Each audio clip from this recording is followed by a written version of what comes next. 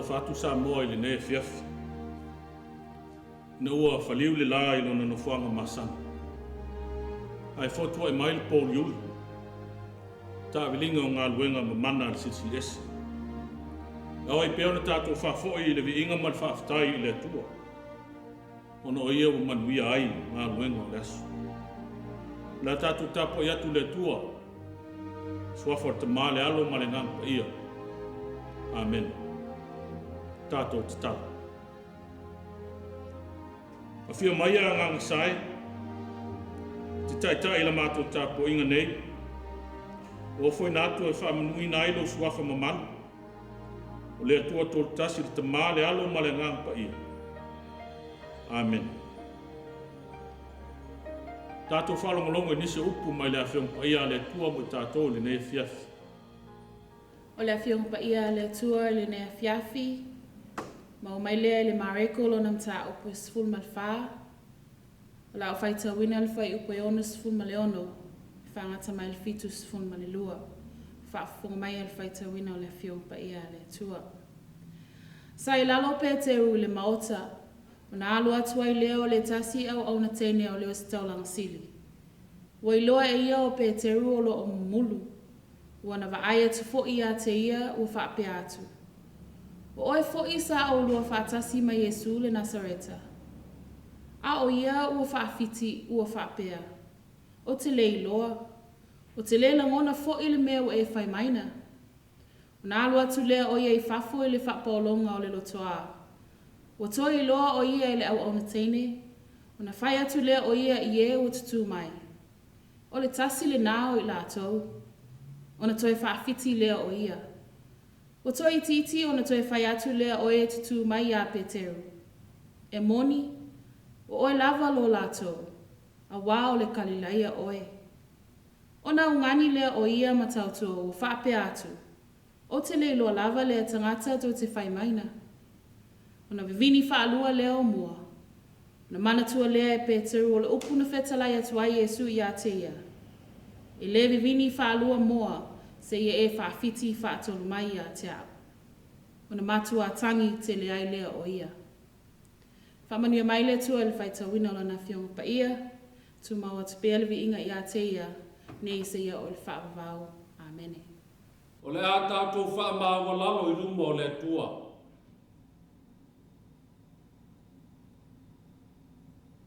Whaftai le tua i le nei tū la fiafi. A wāua e sa ili mai pēa i o mātou tangata. Whaftai i lautala le lei. Ua mawhai ai o na mātou wola ai, ma muli tai ai. Whaftai lautus pa ia, o vi inga.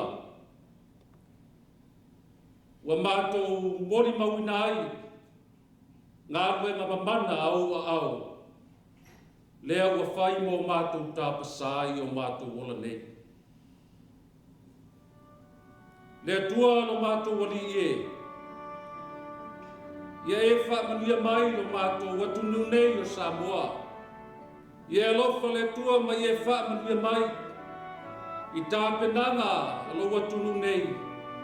A wā leo sunga whono ni nei tausama. Ia e whaamanuia i ona taitai. O i la tau a vea maulo lau ngā ruenga. Whaamanuia lau whio i a te i la tau. O lea la mātou te tala ma la mātou i whonga. E la atu lo suafa i Yesu ke risa lo mātou ali, ma lo mātou whaola. Amen. La tātou vi atu le tua i vi inga. Whaasfu martasi. Whaasfu martasi pese o la tātou pese.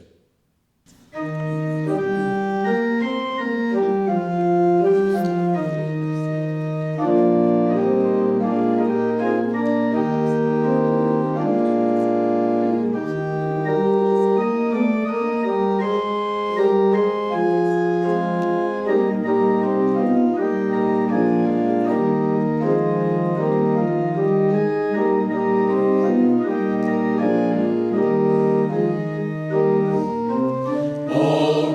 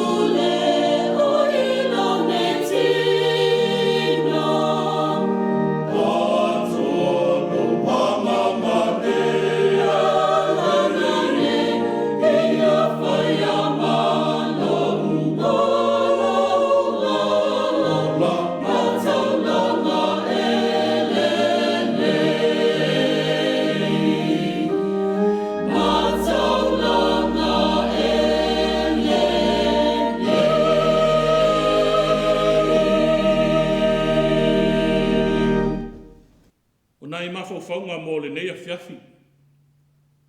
Tu sai mo lona au tu. Whapea. Whawhiti pe mo le mau. Whawhiti pe mo le mau. O le vea ma tangata muli muli I mo lele. O le filfilinga whaito tasi le tangata. Na wa ia mautino. O lona wala wina e mai le tua. Wa ia tali tonu ina foi o le musumusunga le angang pa ia. Wa mafua ia langona. O le langona lo loto e whea ngai male nganga pa ia mana ni fisosoangi. O le mautino foi le nao le moni ma le whamaoni o lola o fia o foi natu. Au nai mo le matai. O le avea la matangata muli muli molele. Tau ona malo losi o tātou loto. Ma losi o tātou mafufau. Ai mese lava I o tātou nganga. A wā pāleni paenga o mai ia o le tangata soifua. Ona le fsilingia foi lea. Le ato o toa le whātinonga o le au nanga. I tau whai moli mau uma le au whai mengalia I le tala. I le matutui o le ola wha ngalo ma le mātu natu I le olanga o le so o peteu. E pe ona tupu I le nava ve au. Na ua tu ua Yesu mo on so o le afiafi au putolunga. Le nofo anga sa lātou whai ainga whātasi ai. E wha manatu le sopo anga. O le au tuto o le tua. Wha manatu ai Yesu I ai lātou. Le unga o lona ola. Wa lata mai. Malona to tū mai na ye woti. Na whaalau I loa nai fo Yesu I ona so. E le ai lava seisio I lātou o le atu tū whaatasi maia. Se yo o le unga. O le hata I tasi lava le tangata man. I ona ala. Ai lātou tuto e whei loa I kalaia. Na whaatalinga tutuli I ai pe teru I au. Na ia whaapea ne ai. E uina so le ese o I lātou nei. Ona oe.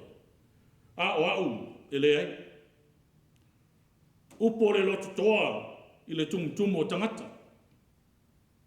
Ai le o se toa I taimi o pupuanga. Fia e whai loa I luma le mea tumu o tangata. Ai leo iai le moni o le loto. Na wha sa oai e Yesu Peteru.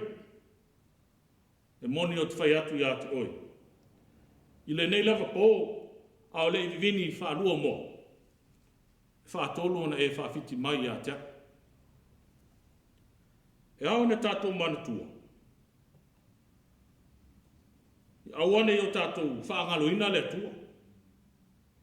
E le mawhaina tātou moli mawina le tua pe a whai e ngalo I tātou le tua.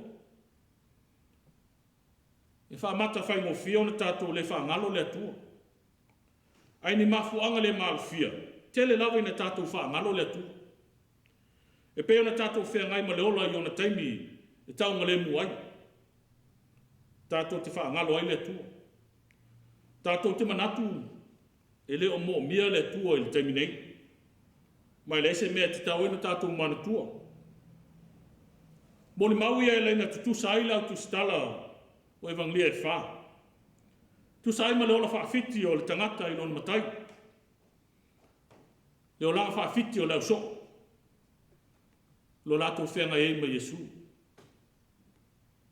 Le evanglia nea mare. Ma fuli lava ona langona. Le whata waina o Yesu. Le whawhea ngai mo on so.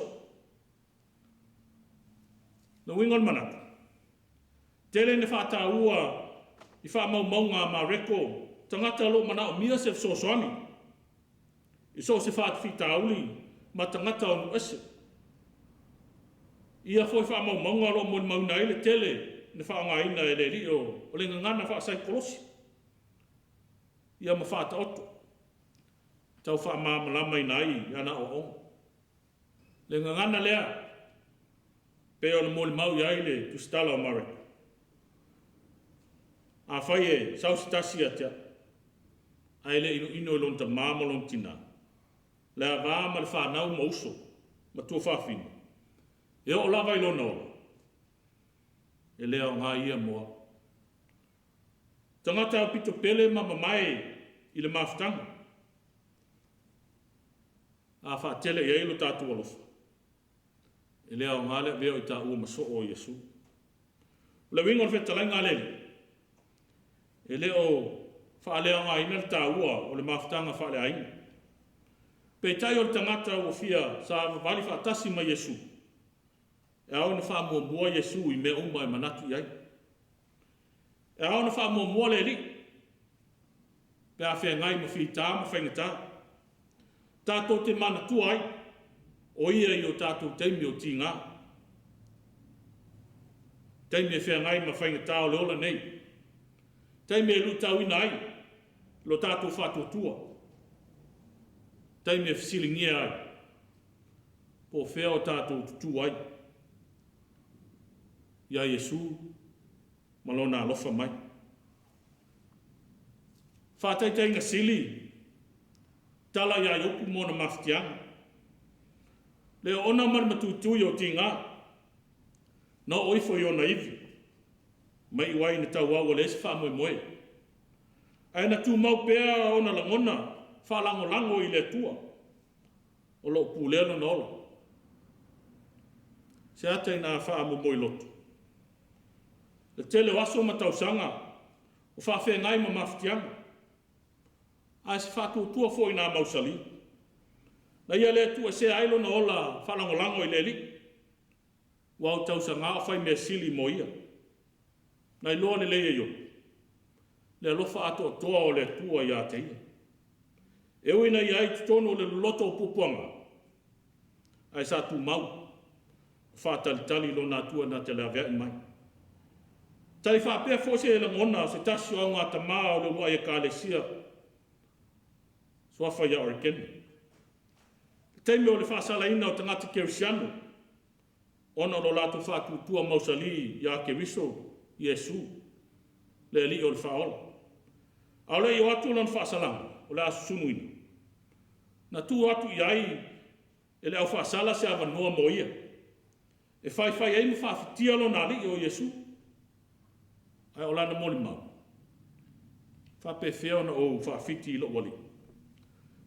Ma o whaafitia o ia i nei aso e tasi. Wanu spulono tausanga o lo o langa. Na ia taita ia ma tausia ia. Na ia le whaafiti ai ia tea. Ai na ia maliu moa.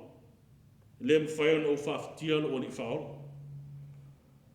Moni ma wola ia tātou te manatu ai. Au tu o le nei aso.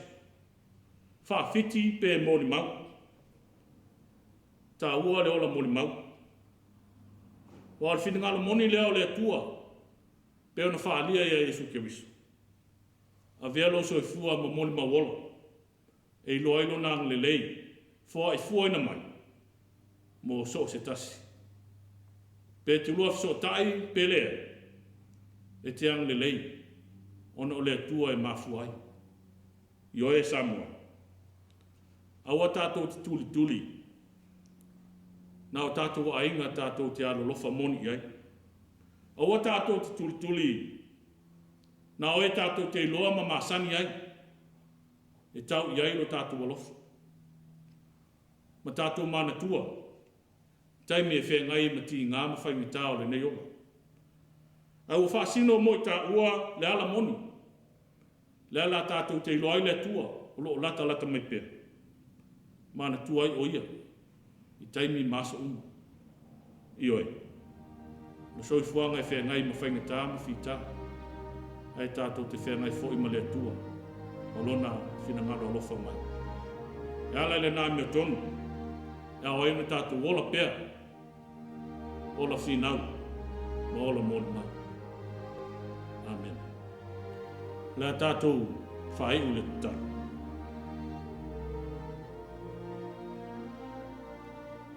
Umala mātou ngā luenga i le nei fiafi. Whalangolango ma whamoemoe atu le mana o loa ngata. Te whalau tele. Whina ngalo o ulawa tangata. Ai tu mamoe i o mātou lunga le rofa. O ele tua lo mātou tamā. Le alofa silisili o Iesu Keriso lo mātou li whaola. Ina man maafutanga whaiwhai pēr ma lo lava ngang pa ia. Nei maso umai o li whaavavau lava. Amen.